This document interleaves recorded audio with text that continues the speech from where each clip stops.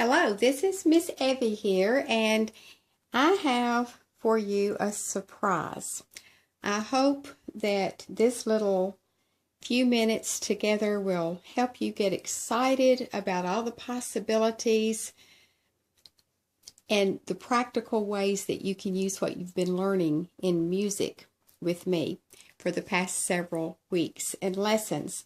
If you will look at the sheet music that I have for you, it says, "Trust in the Lord," and it's taken from Psalms 3, verses 5 through 6. And if you'll notice, who wrote the song is your teacher, Angela Hunter. And she did not know that I put this on staff paper for her today.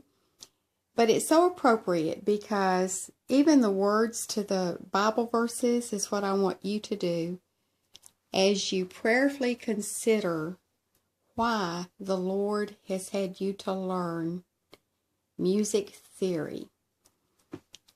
"Trust in the Lord with all thine heart, and lean not unto thine own understanding. In all thy ways acknowledge him, and he shall direct thy path." I have an idea that some of you in class today, the Lord wants to groom you and sharpen you to be used to his honor and glory, to praise him and worship him, even it's just in your own room, just you and the Lord and no one else around. He is honored to have that praise and worship. And there may be some of you in class today that he wants to use on a broader scale in a group of people to help lead people into worship. And he may be sharpening your skills and giving you some information that you really need. And perhaps you didn't know you needed it, but he did.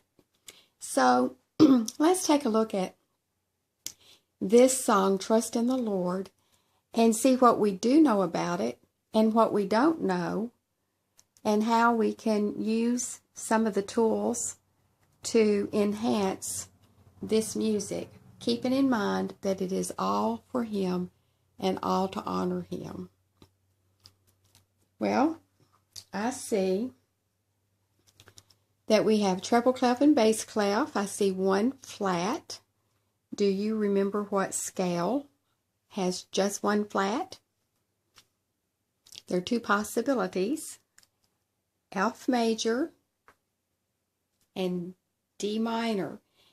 My first suggestion to you for lots of your music, now this will not always work, but a lot of music will work, and it will give you a step one to know if it's a major or minor. If you would take the notes of the first group of notes on the first beat of the song, so that would mean all of these in one row, and see what those letters are. And then if you would do the same thing at the end of the piece of music, so I'm going to have to hold this up so you can see it. If you'll take all the notes and see what the letters are and see what chord this is, you may have an idea if it's going to be a major scale or a minor scale. So let's see what these notes are. Let's look at the first group of notes. Reading from the bottom up, F is below the G line, Great Big Dogs Fight Animals, F, A, C, and F. F, A, and C. All right, let's see about the end of the piece.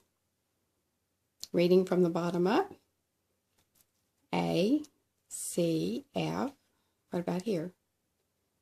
A, C, F. I hear the same three letters, F, A, and C. And I hope that by now you recognize that as F chord. If not, you could find some F, A's, and C's on a keyboard. I see an F here, and an A, and a C. And when they skip just one letter like that, I can be sure that it's F chord. And it's in the root position when the F is the one to the left. So this is F chord. And it is major. So if you were to check your intervals, you would discover that the first chord and the last chord is on F major. So this would be a piece of music in the key of F. Now, if you have been working on piano, taking lessons, you might just sit down and play this from the top to the bottom, and that would be great. And could you worship the Lord that way? You certainly could. But what if you had someone playing a guitar, or even a bass guitar, maybe a flute or a violin? How could you help them to play along with you, even though you don't have a score for them to read? So I want you to go to the next video, and we're going to see what we can do to help those people play with us.